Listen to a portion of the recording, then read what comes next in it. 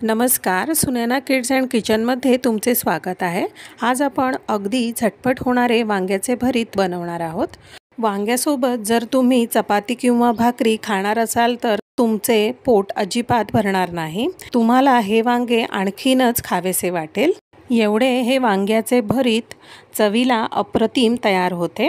Video शेवटपर्यंत बघा, व्हिडिओला लाईक करा, सबस्क्राइब करा, त्यामुळे असे नवीन व्हिडिओ बनवण्याची प्रेरणा मिळते। तसेच बेल आयकॉनही आठवणीने प्रेस करा, त्यामुळे नवीन व्हिडिओचे नोटिफिकेशन तुम्हाला मिळेल। चला तर मग कृतीला सुरुवात करू। सुरुवातीला मी इथे 1.5 कप शेंगदाणे घेतलेले आहेत, ते खरपूस भाजून घेणार आहोत। अशा प्रकारे शेंगदाणे भाजून झाल्यानंतर ते एका प्लेटमध्ये काढून घेऊ व गॅसची फ्लेम बंद करून त्यावर 2 ते 3 चमचे जिरे गरम करून घेणार आहोत। जिरे भाजून झाल्यावर तेही शेंगदाण्याच्या प्लेटमध्ये काढून घेऊ। इथे मी 7 ते 8 वांगी घेतलेली आहेत, त्याचे देठ आणि काटे सुरुवातीला काढून घेणार आहोत। त्यानंतर मधून 2 उभ्या भेगा पाडून घेणार आहोत। अशा प्रकारे बाकीची सर्व वांगी कापून घेणार आहोत। आता आपण झटपट तयार होणारे वांग्याच्या भरितामध्ये घातले जाणारे सारण बनवून घेणार आहोत। इथे मी मिक्सरचे भांडे घेतले आहे, त्यामध्ये शेंगदाणे आणि जिरे थंड झाल्यावर मिक्सरमध्ये घालून घेऊ।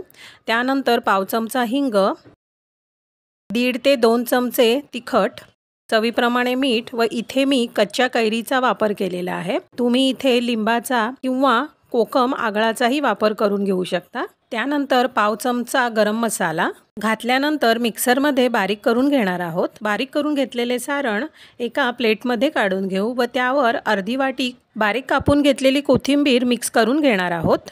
कोथिंबीर सारणामध्ये मिक्स झाल्यानंतर आपण हा मसाला वांग्यांमध्ये भरून घेणार आहोत। कच्च आवळून अशा प्रकारे भरून घेणार आहोत।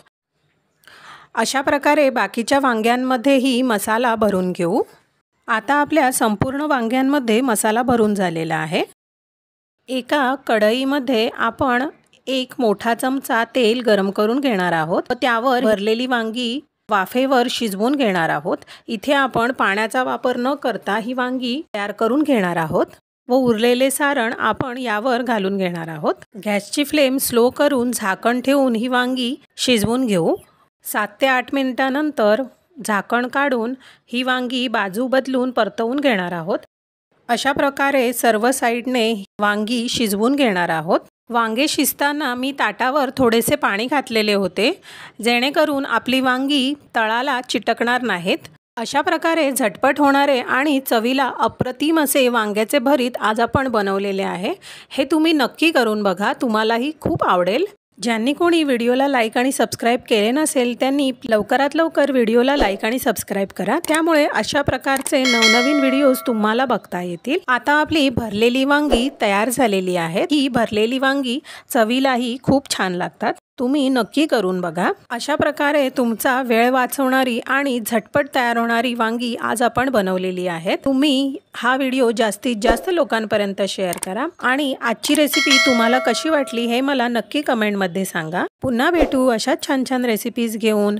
व्हिडिओ बघितल्याबद्दल खूप खूप धन्यवाद।